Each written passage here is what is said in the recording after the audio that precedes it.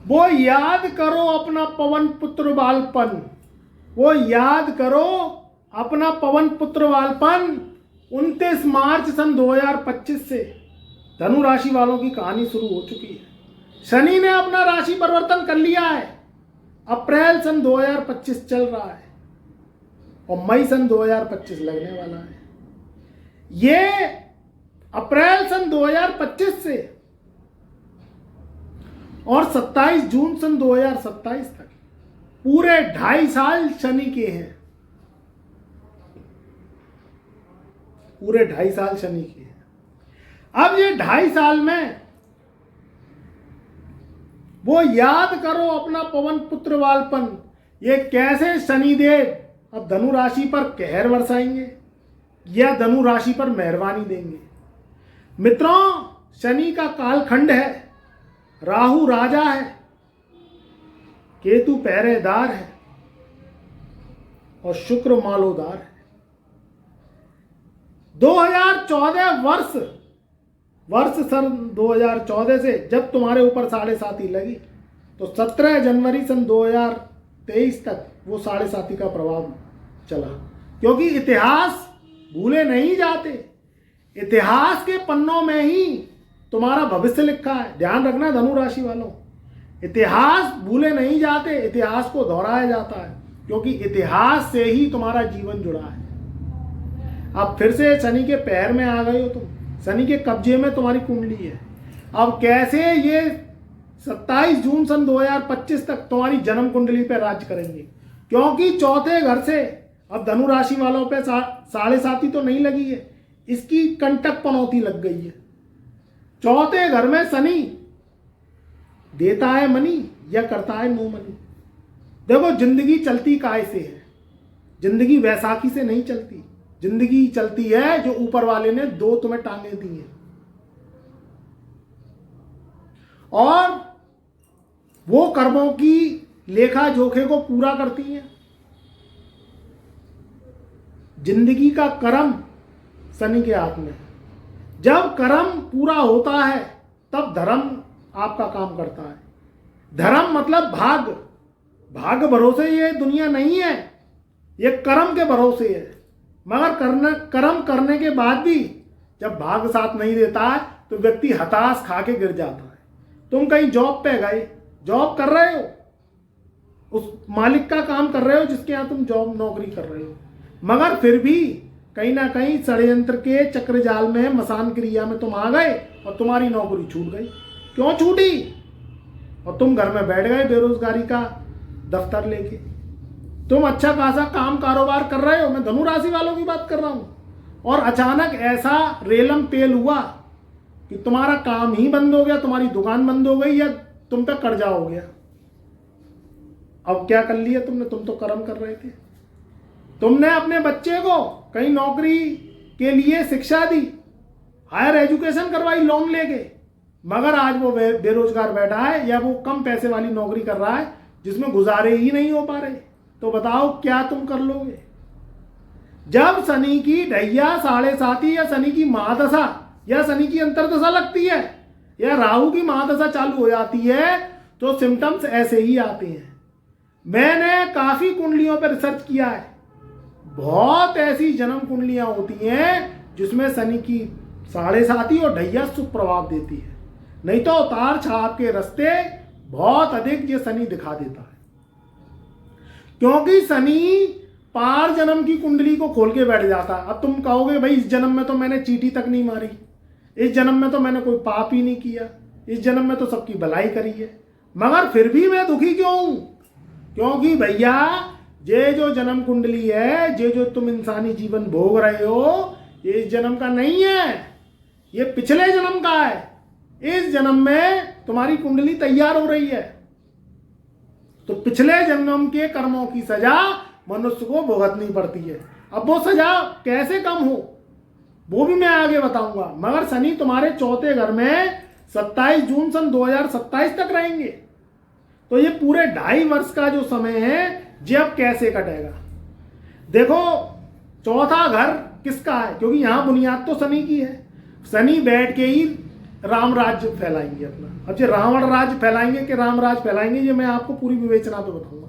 देखो शनि क्या है, असुर है प्रवृत्ति, दया धर्म इसमें है नहीं, बस कर्म को देखता है।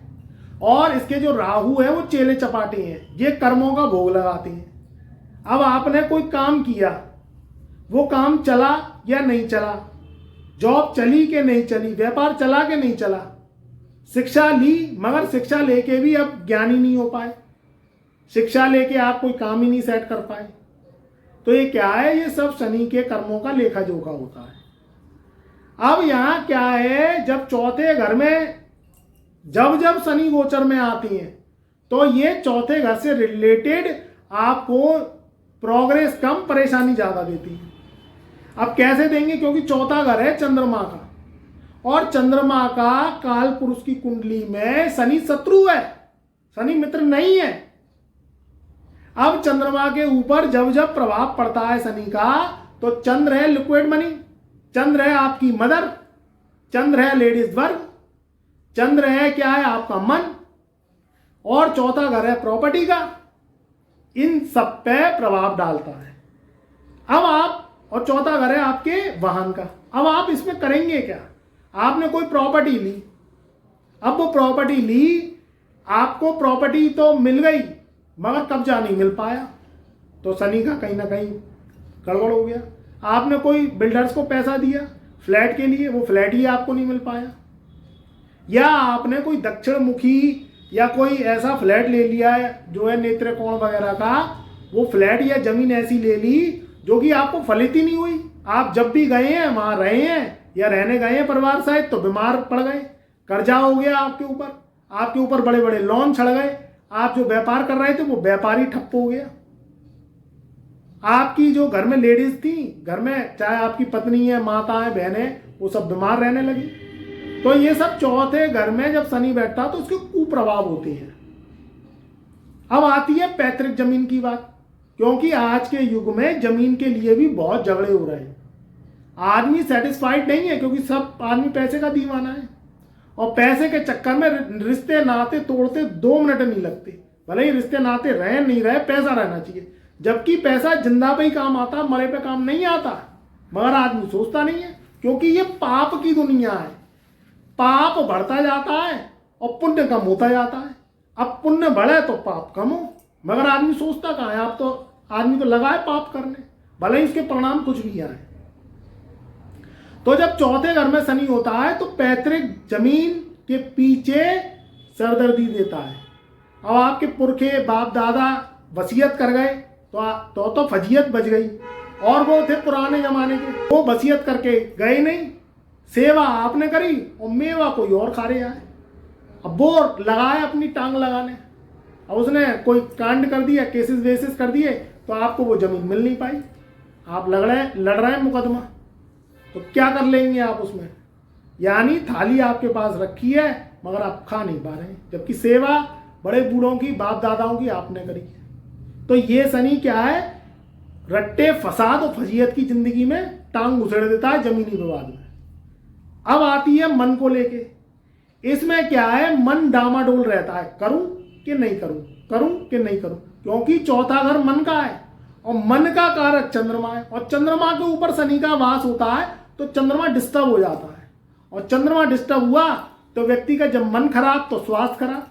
अगर मन चंगा तो कटौती में बहती गंगा, नहीं तो कुंभ नहाओ, बद्रीनाथ चले जाओ, केदारनाथ चले जाओ, गंगा जी नहाओ, हरिद्वार चले जाओ, कुछ नहीं होने वाला है, बस डुबकी लगा के आ जाओ, फिर भी मन खराब रहेगा, क्योंकि मन में चंद्र का वास है, और चंद्र जिसका अच्छा है उस पर लिक्विड मनी है, चंद्र जिसका अच्छा है उसका फोकस अच्छा है, चंद्र अच्छा है तो रुपया पैसा रुकेगा, रुपया पैसा आपका लंबे समय तक जमा होगा, आपकी पूंजी खराब नहीं होगी, आपके घर में मान सम्मान रहेगा, माता जी का स्वास्थ्य अच्छा रहेगा।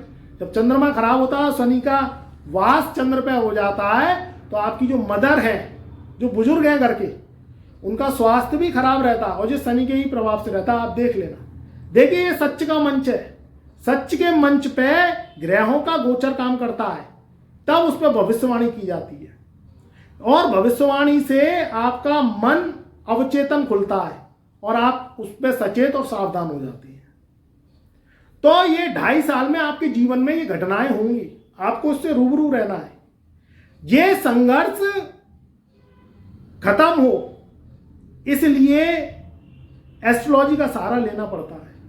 तो क्या है, संघर्ष आपका लंबे समय तक चलेगा तो आप जिंदगी जी नहीं पाएंगे, जिएंगे तो सही मगर जिंदगी जीने में आपको मजा नहीं आएगा। आर्थिक स्थिति का क्षेत्र भी चौथा घर माना गया है।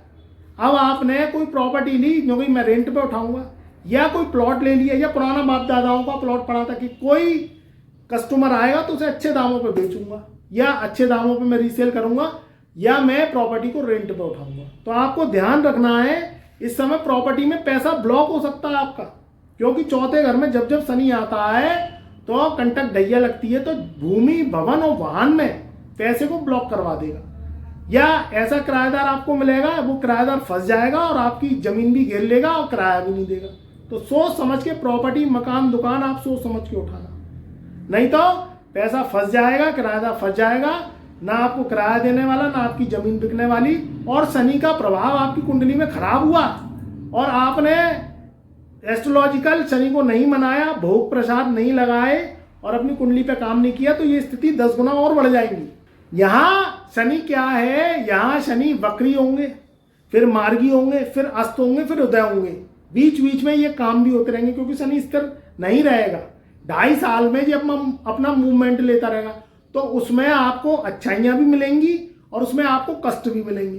तो आपको समय समय पे अपनी कुंडली का विवेचना कराते रहना है, कोशिश यही करनी है जिससे कष्ट परेशानियां कम आए। अब एक तरफ एक्सीडेंट हुआ तो एक तरफ तो वो व्यक्ति मृत्यु तुल्य कष्ट भोग रहा है, मरने की कगार पर है, और एक तरफ किसी का एक्सीडेंट हुआ, उसकी हल्की सी उंगली खरोंच में निकल गई, तो हल्का सा खरोंच आया, वो कष्ट था मगर बहुत कम था, और वो शरीर से भुगत रहा है तो वो कष्ट बहुत है। तो यही कुंडली के एस्ट्रोलॉजिकल उपाय में होता है। अब चौथे घर में जब शनि आता है तो ये धोखे को दिखाता है, आपको धोखे से बचना है। पार्टनरशिप में जो व्यापार है, मैं धनु राशि की बात कर रहा हूं, आपको सोच समझ के करने। कोई भी पार्टनरशिप में आपको व्यापार नहीं करना है तो सोच समझ के करिएगा। जुआ, सट्टा, लॉटरी और शेयर, सेंसेक्स, उतार चढ़ाव वाले काम, चाहे सोने चांदी के हो, चाहे जुए से संबंधित काम हो, ये भी कलयुग में बहुत ज्यादा फल फूल रहा है, मगर ये एकदम से नुकसान दे जाता है। आपकी कुंडली में शनि, राहु, केतु की प्लेसमेंट खराब है, और वैसे ही शनि की कंटक ढैया 27 जून सन 2027 तक धनु राशि वालों पे चलेगी। तो आपको जुआ, सट्टा, लॉटरी और राहु से संबंधित जो उतार चढ़ाव वाले काम है, इसमें पैसा नहीं लगाना है, नहीं तो नुकसान के चांसेस ज्यादा रहेंगे, आपको फायदे के चांसेस नहीं मिलेंगे। तो बहुत सोच समझ के इन्वेस्टमेंट करिएगा, बहुत सोच समझ के उतार चढ़ाव वाले काम करिएगा, नहीं तो नुकसान होने की संभावना रहेगी। कोई वाहन खरीदें आप, क्योंकि यहाँ वाहन खरीदने के योग बनेंगे तो खरीदिए, कोई प्रॉब्लम नहीं है, मगर ओवर प्राइस में वाहन नहीं लेना या मोटी ईएमआई पे वाहन नहीं लेना। पता चला आमदनी है ठन्नी और पड़ोसी को देखा आपने कि वो ले आया गाड़ी बड़ी और आप लेने थी छोटी, मगर घर परिवार में लेडीज वर्ग ने या किसी ने आपको ज्ञान दे दिया और आप बड़ी गाड़ी ले आए और वो ईएमआई की किस्त फिर बोझ लगने लगी। पुराना वाहन भूल के भी मत खरीदना। पता चला किसी का कूड़ा ले लिया राहु का और आप उसे ले रहे हैं और सर्विस सेंटरों के चक्कर लगा रहे हैं, क्योंकि चौथे घर में जब जब शनि होता है तो व्यक्ति कभी कभी पुराना वाहन ले लेता है, वो बाद में बहुत परेशानी और सरदर्दी का सबब बनता है। अब बात आती है आपके प्रोफेशन क्षेत्र की। इन 2.5 सालों में, यानी अप्रैल से ये अब कथा चालू होगी और 27 जून सन 2027 तक ये कहानी चलेगी। तो इस कथा में इस बात का भी ध्यान रखना कि आप अपने प्रोफेशन में बार बार चेंजेस आएंगे, तो प्रोफेशन चेंज करें तो सोच समझ के करना। पता चला पूरी के चक्कर में आधी भी चली गई, कोई नौकरी गए करने, आप नौकरी लंबे समय तक कर रहे हैं, पता चला दूसरी नौकरी शिफ्ट करी तो वो नौकरी 2-4 महीने ही चली और फिर छूट के घर पे बैठ गए।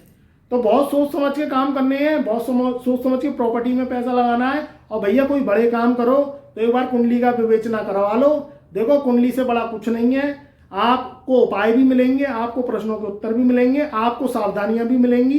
तो आप अपनी कुंडली पे काम करो। देखो आप बड़े बड़े काम करना चाहते हो, लाखों करोड़ों का व्यापार करना चाहते हो, विदेशों से डील करना चाहते हो, बड़ी बड़ी पढ़ाइयाँ करना चाहते हो, शादी विवाह करना चाहते हो, और आप कुंडली पे विश्लेषण कराते नहीं हो, फिर मोटा मोटा नुकसान खाते हो, तो क्या फायदा है। समय को जाया ना करें। ज़्यादा दिक्कत परेशानी आ रही है और आपकी ये कंटक ढैया के संग संग शनि राहु केतु की भी दशा चल रही है, तो भैया कहर ज़्यादा है, सोच समझ के काम करना, सोच समझ के इन्वेस्टमेंट करना, नहीं तो नुकसान के योग आपके हो जाएंगे। फिर कहनावती के गुरुजी आपने पहले बताया नहीं। और जर जोरू जमी इस सिद्धांत को लेके चलना, मेरी एक पहले की भी वीडियो मैंने बना रखी है, आप सर्च मार के प्ले लिस्ट पे जर जोरू जमी की सिद्धांत की वीडियो जो कि पूरी शनि पे बनी हुई है, मैं लिंक भी दे दूंगा, उस वीडियो को जरूर देखिएगा, जिससे शनि की मेहरबानी हो, शनि के कहर से बचें। और भैया जुआ सट्टा लॉटरी और दारूबाजी नशे से दूर रहना, नहीं तो शनि का कहर जब आता है तो सब नेस्त नाबूद कर जाता है। वैसे धनु राशि वाले सात्विक होते हैं, बहुत अच्छे माइंडेड होते हैं, मगर फिर भी देखो बुद्धि भ्रष्ट होते देर नहीं लगती, और बुद्धि भ्रष्ट ये ग्रह ही करती है। तो सोच समझ के काम करो। कमेंट में जय शनिदेव जरूर लिखना, क्योंकि शनि का जाप आपकी जिंदगी में आपका उद्धार करेगा। चैनल पर नए आए हैं तो चैनल को सब्सक्राइब करें, वीडियो को लाइक करें, कमेंट में जय शनिदेव अवश्य लिखें और घंटी वाले बटन को अवश्य दबाएं, जिससे कोई भी आपको बैक टू बैक वीडियो आएंगी तो आपको प्रॉपर तरीके से मिलती रहेंगी और आप किसी भी वीडियो को मिस नहीं कर पाएंगे। खुश रहो, आबाद रहो, मेरा प्यार मेरा आशीर्वाद आपके सदा साथ रहे।